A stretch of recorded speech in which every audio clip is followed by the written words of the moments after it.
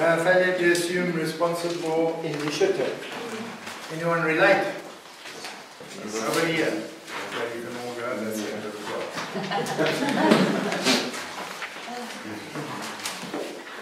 I guarantee you every single one of you has got this thinking here to a certain degree. It's up to you. It's up to you if you're going to rectify it or not. Dan doesn't want to assume responsible initiatives. That's planning and starting projects. You are made in the image and likeness of God. You are a spirit that has a soul and lives in a body. You are supposed to be a representative of God Himself on earth. People see you. They're supposed to see God and say, wow, what a glorious God.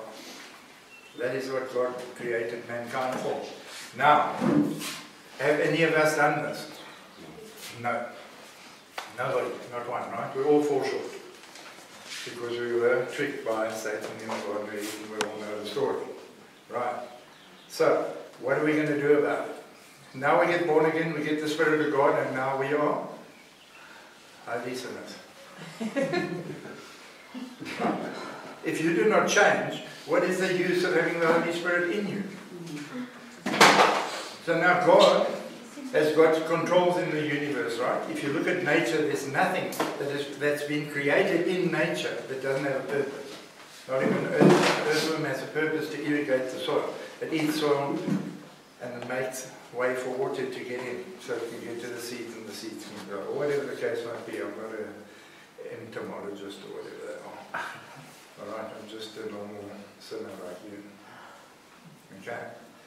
So, for God, in order for God to be a holy God, He has to draw boundaries in His life, isn't it? He has to take initiative and say, okay, in this area of my life, I draw a boundary. I'm not going to cross that because that is going to be, it's going to be detrimental to me and my holiness. If I do that, I'm going to become a sinner and I'm going to reap the consequences of my actions if I cross that line. So He's drawn a line. So He's gone through every area of His life, every area of who He is, and has drawn a boundary and says, I've set my word above my name, I will adhere to this. Finish and clock. That's it. You won't get God to sin, because He knows the consequences of sin. And He doesn't want that in His presence, because He's a holy God and He wants to keep His holiness. Because His glory is His holiness, isn't it? I believe He's so pure that He shines with such light that He doesn't even have to, well, I don't believe you wear clothes in heaven, I don't know. Why would you wear clothes? He's just shining with such glory that is your kid, isn't it? I don't want to get sidetracked now, I can prove it in the Bible now. Alright, so if we are the representatives of God here, and we have fallen and Jesus has paid for us to get back to be righteous, the righteousness of the Father in Christ Jesus, then surely we should start drawing boundaries in our life. We should start taking initiative and start acting like God has told us to act and draw healthy boundaries, isn't it? Whose job is it? God's or yours? Yours. So God wants you to partnership with Him, isn't it? How do you find out that God loves you? How do you find that out? You get it here, right? But you don't get it here. Because if you knew how much God loved you, you'd be walking in power. You'd be walking in full knowledge of the truth, isn't it? And you'd be walking with power here on this earth. You'd be doing spiritual things. So we don't get it. We get it here in our fleshly part, but not here in our spiritual, eternal part, which is your spirit. Alright, so you've got to take initiative. He says, write the vision and make a plan. In other words, if God gives you a vision or a purpose, go and write it down, put it on your wall, because that is what He wants you to do with your life. And that is where you're going to find your fulfillment on this earth as much as you can in the flesh. So that you see it every morning, you get up and you see what the vision is. So you know your purpose for the day, because your purpose for the day is not to go to the engineering shop and go and work 8 hours a day. That is not what God created you to. I can guarantee you. That is what the world system has got you doing, to put bread and butter on the table, so that you can be accepted by the world system as a good husband or a good father. or mother, or whatever the case may be. Is that God's, you're going to come to heaven one day and say, yes, like I was the best engineer in box postmaker. You know, God's not going to be impressed with that. He gave you the talent for that. But that is not what He created you for. He created you to bring people into the kingdom of heaven. He created you to be an ambassador for Christ. See what I'm saying? So you must the mark totally. Imagine, ladies, you're the best mother in the world. You go and you work your butt off, and you're the best wife in the world, and your husband wants spinach, you'll get spinach. Yes.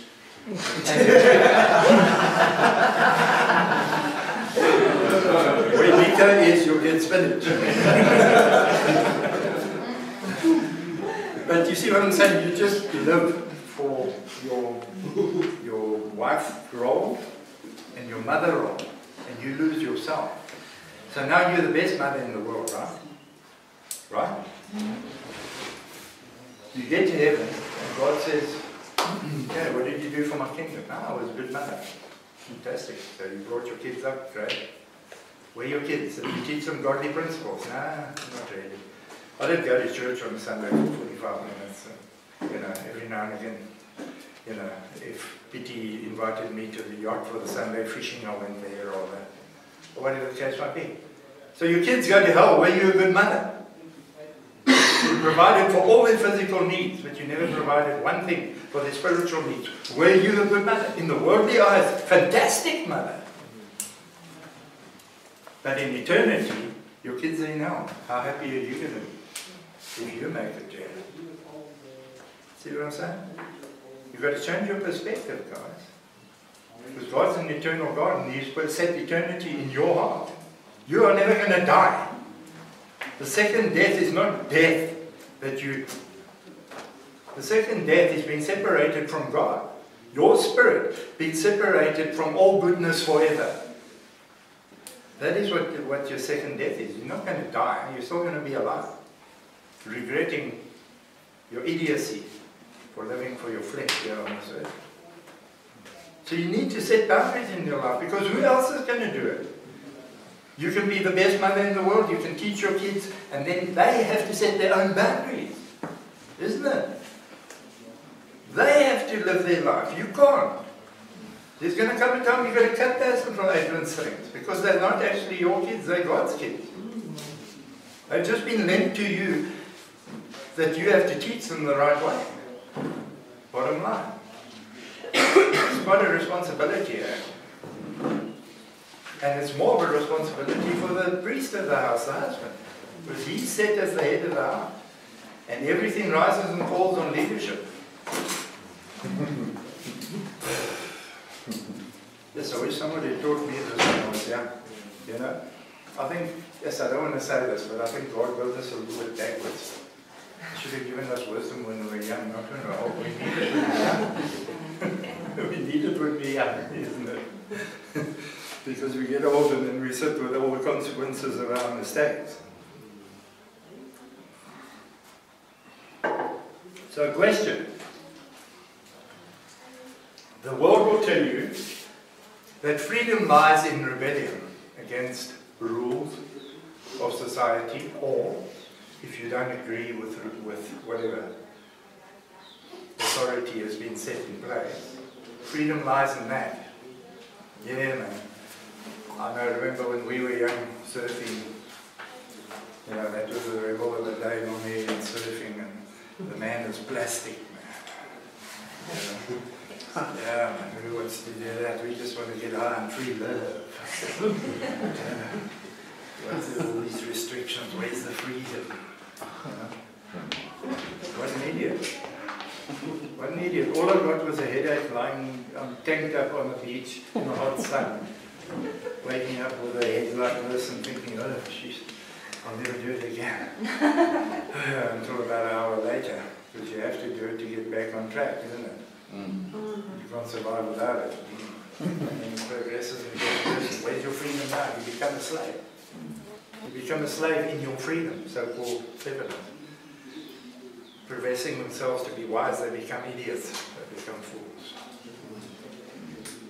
God sets rules, not to restrict you. God sets rules for you to have freedom within that, because you're going to reap the best consequences out of those rules. You are going to be the happiest when you are in a restricted area that is set with the boundaries in the right place.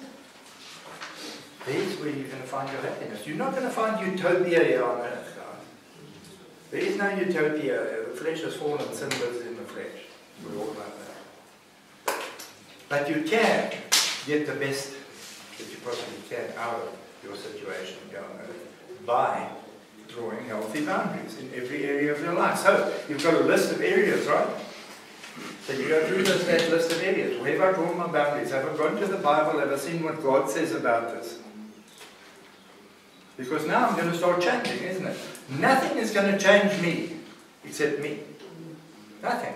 Hey? Am I right, bro? You're not going to change. I can preach to you, I can hammer you with the Bible. You'll probably whack me down, but whatever. It's not going to change you. Unless you got to a place of, man, I've been an idiot.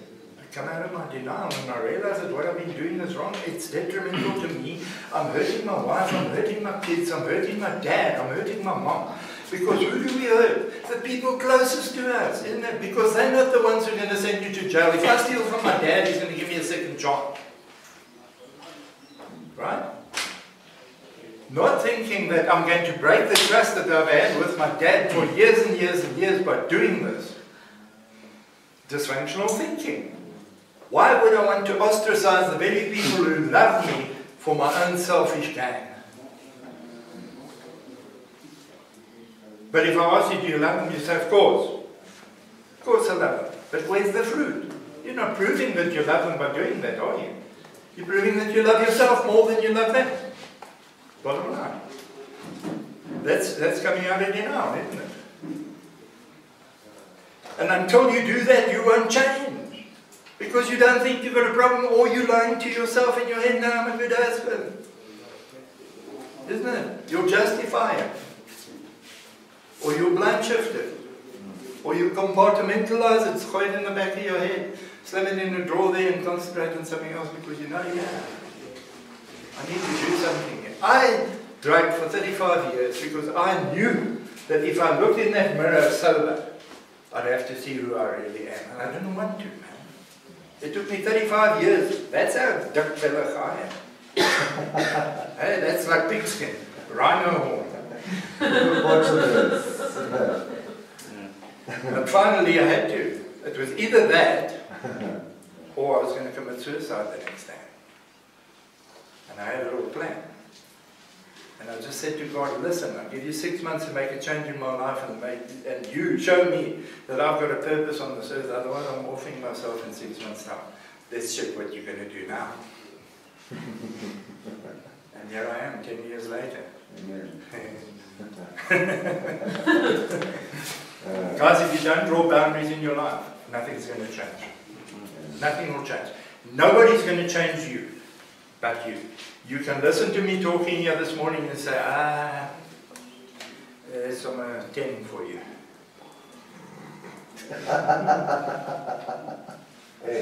You can say, that's the guy's actually talking sense. He looks like an idiot, but he actually talks sense. Yeah. So I need to do something because I know I can do it. I really am sick and tired of being looked down upon, judged, always seeming to be the one who falls short, never completing anything. I always started and then I just ran out of. Yes, I remember I started a TV technician course once. I did it for a whole week.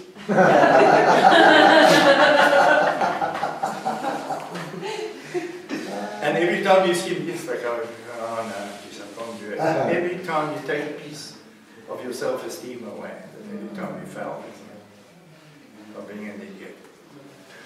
You have to come to yourself. You remember the prodigal son? When he hit the pigsty? He came to himself. Remember that? It says he came to himself. He realized, hey man, what the hell am I doing? I've got a rich father, I've blown my whole inheritance, let me rather go and serve my father, at least he's a good man. And I'll have a happier life. Let me humble myself. Pride gone. Because that's the first thing that has to go. God resists the proud. And then draw boundaries in your life. Okay, I'm going to go back. I'm going to treat my father just like, please forgive me. And I know he's a good guy. He's going to forgive me. And he's going to restore to me. Even if I'm his servant, that's cool. And because he was humble, he was restored to sonship. See what I'm saying? Exactly the same way God works. That is a picture of what happens when you come to yourself. But you have to come to yourself. God is love. Love will not force itself and force you to come into the kingdom of heaven and love me back. Because that would be rape if I did that. And there's no rape in love. That is selfishness.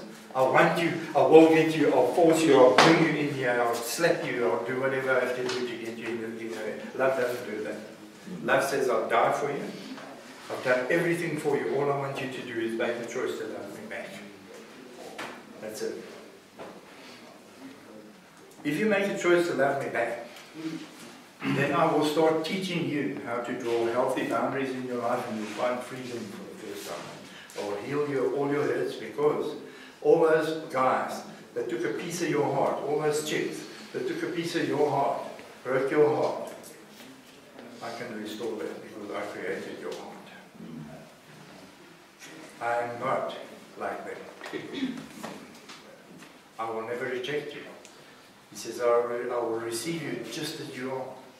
You know, one day, I was very religious. I was brought up in a traditional church. So I was writing books, I was kind. And I would pray before I left, Lord, please protect me on the way to birth, or whatever the case might be. And the one day I was out of my substance and coming down crashing and had to drive back from wherever, I can't remember, I said, Lord, you're going to have to help me out here. You're going to have to make a way for me. And you know he did. He met me where I was at. I'm not saying God's going to supply your drugs, don't get me wrong. What I'm saying is God loves you to a point of where you'll even be. He knew I would not listen to him if I was cold turkey. Because I was at that point where I couldn't do without for about 2 hours, and I was sick. Like flu, you know that? Flu symptoms, sweating, hot, cold, joints, all that. You all know that. And God actually helped me out there. And only now, looking back at it, see the goodness of God. He'll even meet you where you're at down there to save your life. Because it could have been, had I driven back there, I would have fallen asleep. I would have crashed that track. Absolutely. And he foresaw that and thought, okay, I'm going to save you when you actually do come to your senses and really are sorry one day. Because I should have been dead how many times over, man? 35 years. It's absolute madness.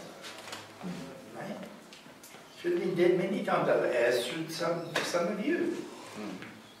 I remember being chased by a guy with an axe in Port Elizabeth, very fortunate. Oh, it's also about that. It's got that some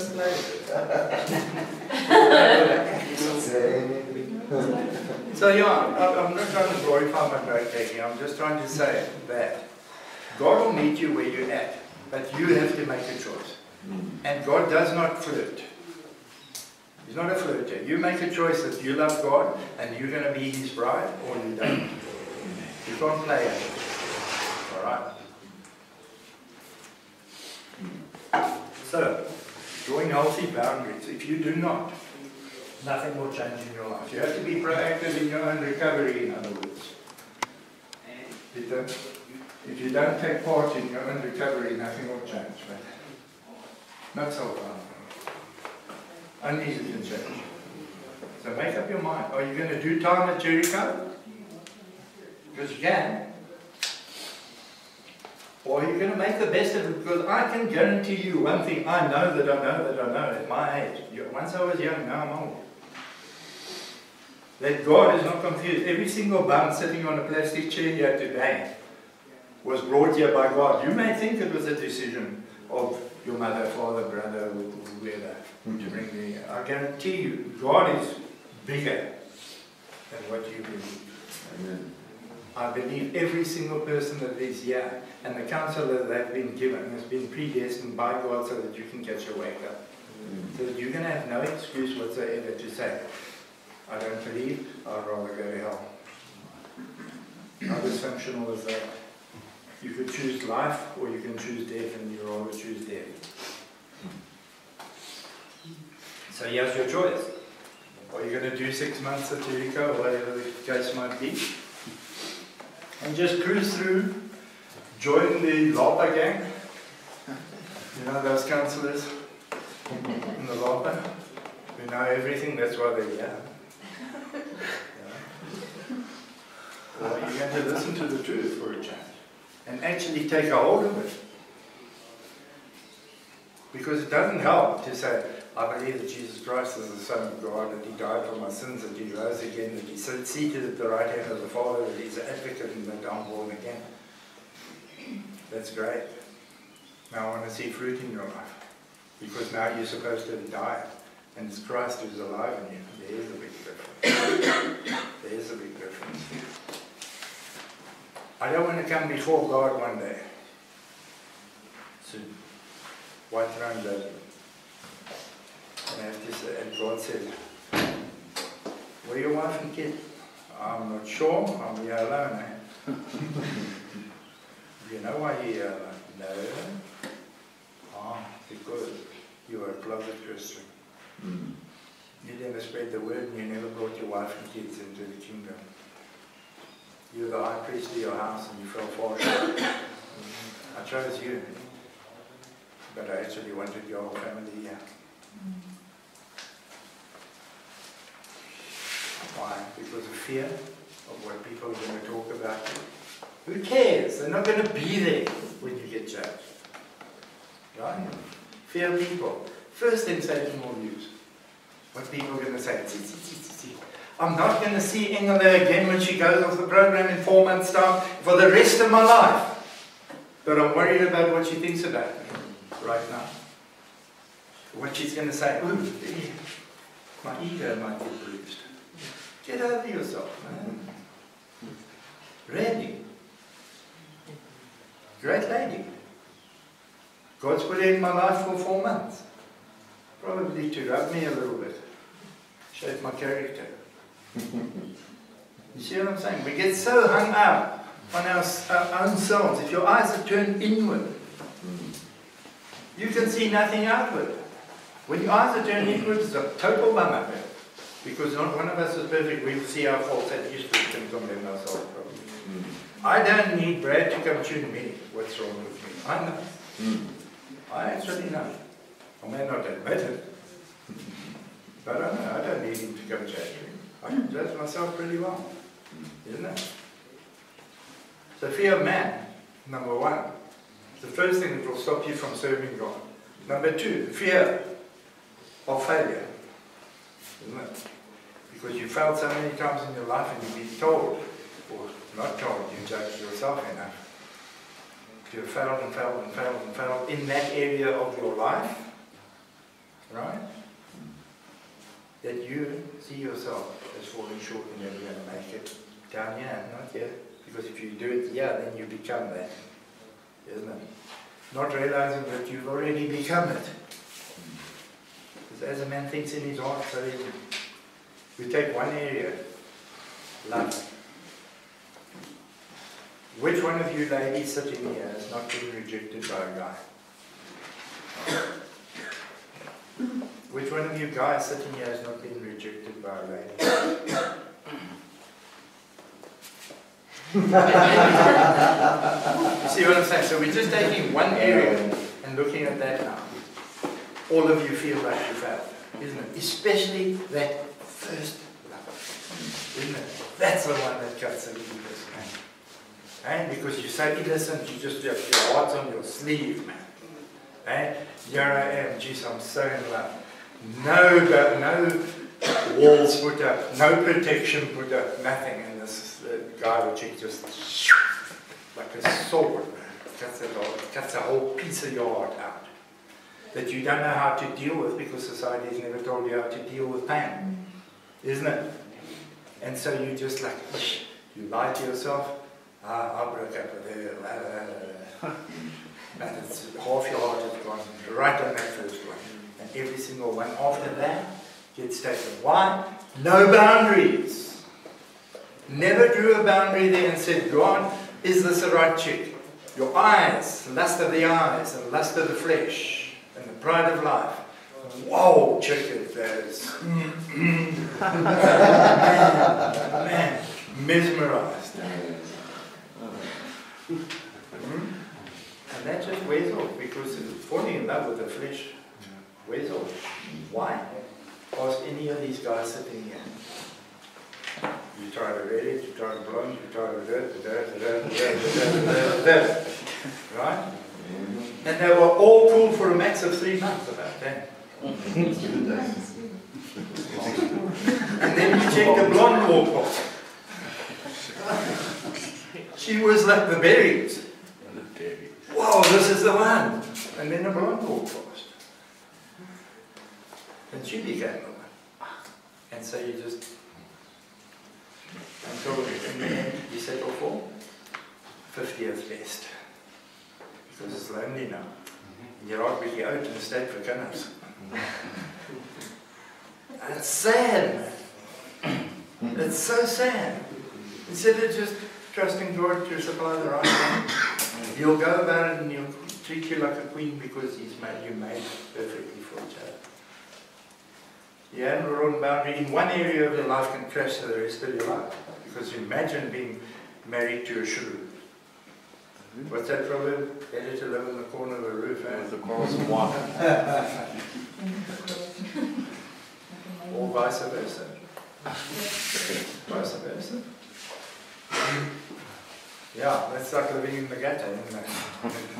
But what I'm saying is, you see the importance of drawing boundaries in your life. Do you want to be happy? Then take charge of your life. Nobody can make you happy, man. Nobody can make you happy. A guy will compliment you, yes. You know, and he'll encourage you and inspire you and you can fall in love and so on. But you can't fill that hole in your soul. Because it's a spiritual thing. You're trying to fix a spiritual problem with physical stuff. You're just going to get frustrated. It's not possible. It's not possible. Your wife and your husband are supposed to be a blessing. You know what I mean? It's supposed to be for life. I give myself to you, you give yourself to me. I can trust you fully, like I can trust nobody else in this world. Because that's face fact. How many friends have you got? How many people here have got 5 friends that they can call friends, proper friends? 4? 3? 2? 1?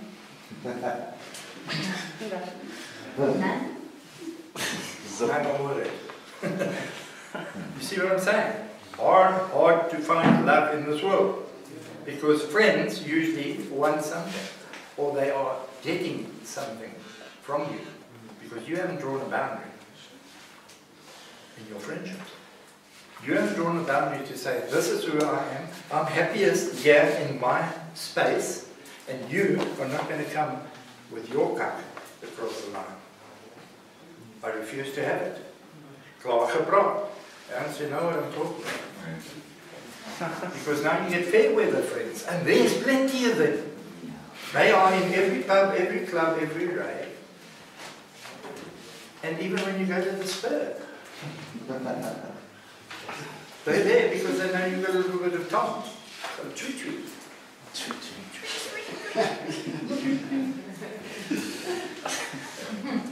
As soon as you need a little bit of choo-choo back, it's amazing how they can dissolve.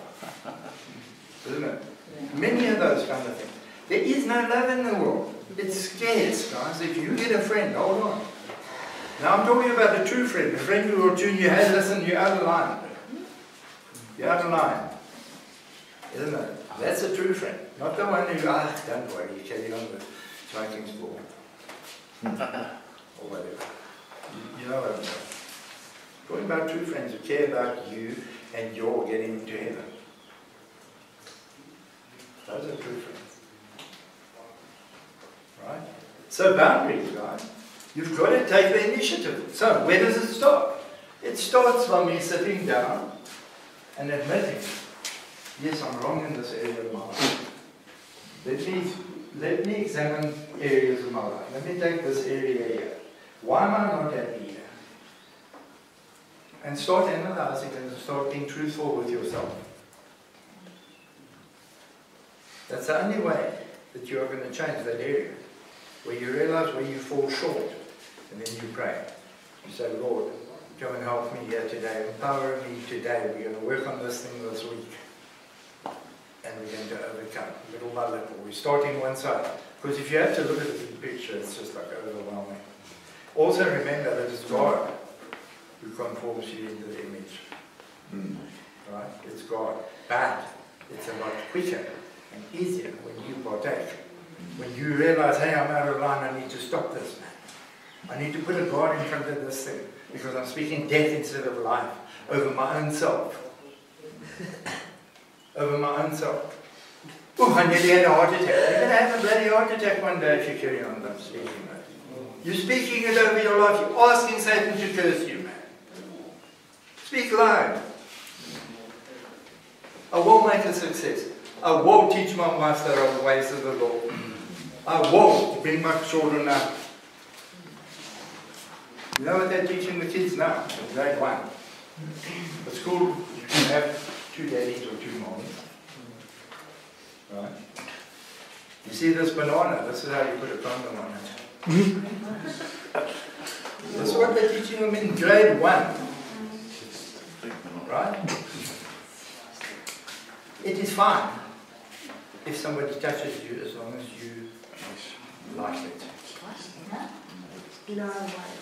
No way. It is fine to touch yourself. It's natural. To masturbate. This is what they're teaching the kiddies in grade 1. Why do you think they're really good carrying in homeschool? Because if you hear that enough times, you are going to not even realize your own sexuality, number 1. You're not going to know if you like men or like chicks, number 1. If you get to that point, that is one of the hugest areas of your life. It's your sexuality. We're sexual beings. If Satan can control that, he's got you. He's got you. By the short and curlies, the curl and shorties. You see what I'm saying? This is what's happening in society, guys. It's confusion from this age on. Now, if you're confused at this age, how are you going to be when you're this age? We've got to catch a wake up of what's going on in this. This is an 85% Christian country. People say 85% of the people here say they're Christians. This is what they're accepting in the school. We've got to catch a wake up. The government has now, I'm going way off course here, but guys, you've got to open your eyes, man. The government has now said all Bible schools and pastors need to belong to a governing body called SASPA, South Africa, because the international Bible schools are not accepted in South Africa. You have to belong to SASPA to be accepted in South Africa. It's accepted in the whole world except South Africa. Okay, so we joined SASPA.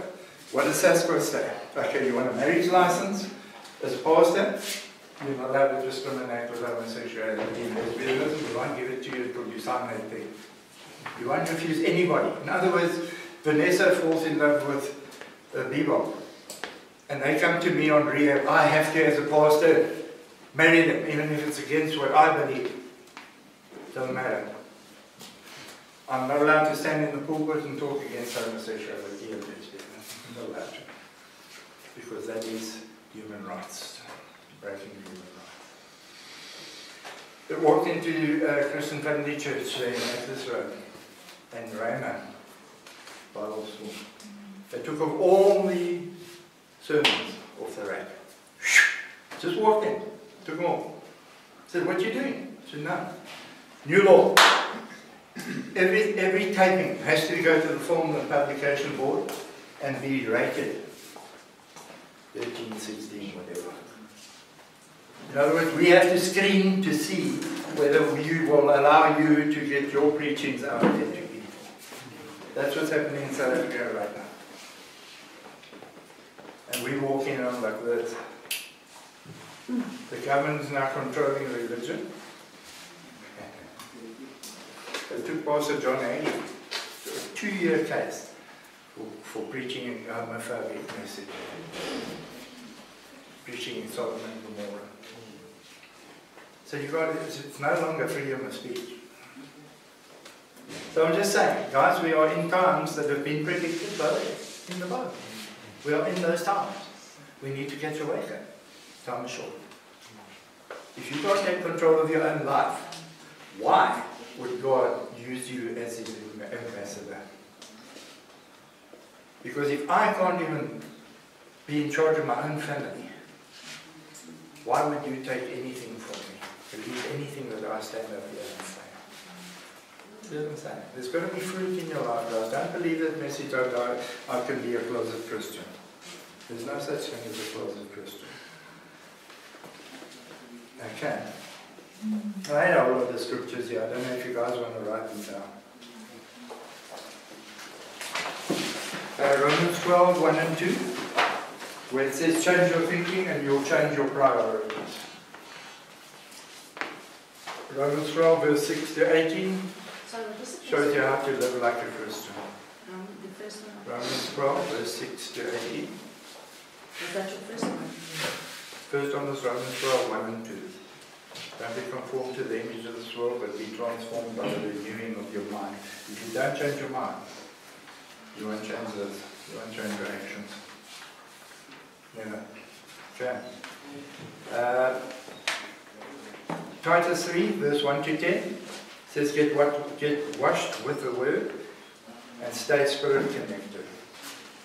If you're not spiritually connected, you'll start walking in the flesh. And when you start walking in the flesh, the Bible teaches that the flesh is contrary to the spirit. It's the exact opposite. Satan comes through your flesh, through your mind, your flesh, to dampen your spirit. While your spirit, he comes through your spirit to renew your mind and change your flesh. Okay? Makes sense? Romans 8:28, you're called according to his purpose and he will conform you into the image. You need to come out of denial and lay it down and say, Lord, I'm wrong here. Please help. I'm wrong here. Please help. Because that's the only way that you're going to know Jesus loves you. Is when he starts doing things in your life for you. We all know he loves Kevin because he's standing up there preaching. Nah. But what about little old me sitting down here in the chair? And I've sat in his chair. Believe me. The only way you're going to know is when you start handing over and God does it. You start handing over a little more, God does it. Now I'm starting to trust Lord and go, wow, he really does love me. Wow, cool. Now I start doing bigger things. Step out of your comfort zone. Do something different. You want to change. You can't carry on doing the same old thing. Same old, same old. You'll stay the same old and it'll get worse. Simple as that. Which one of you started here on crack and ended off on marijuana? Not one. You started on marijuana or ecstasy or whatever. Right? Body drugs and then got worse and worse, isn't it? Ephesians 2 verse 8 to 10. It's not your works any longer, but his eternal works that start taking priority in your life. You start changing your perspective and not just do things for yourself now. Start doing things for other people and start, now you're starting to fall in love a little bit. Matthew 25:14, use your talents and more will be given to you. There's a proverb that says a man who has a talent will stand before kings.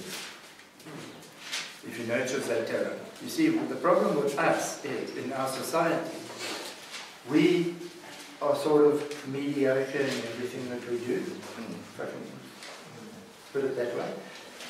But we've got talents, stuff that we love doing. But 9 times out of 10, we don't do those things that we love doing.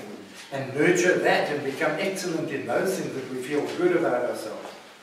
Instead of trying to bring up the weak thing to mediocre or middle and then feel like a failure. You see what I'm saying? God has given you talents. And And that talent, if you nurture that talent, will bring you before kings, it says. So Romans 14:17, what we should be trying to achieve, tells you there. Timothy 2, verse 14-15, is that 2 Timothy 2 here. It says that you must read, you must study, you must memorize, you must meditate, and you must spread the word. If you do those things, you will be successful. So God will. 2 Timothy 2, 14 and 15. So God has given you some guidelines. He said, do this, and I will. Now if God is not a man that he should lie, then I can take him on his word. Not that he's a slot machine, that I do this and God will do this. But he promises to do it, then he'll do it, isn't it? Why? Because he loves you. And he wants to prove that he's faithful and true. He's got a name tattooed on his legs, says faithful and true.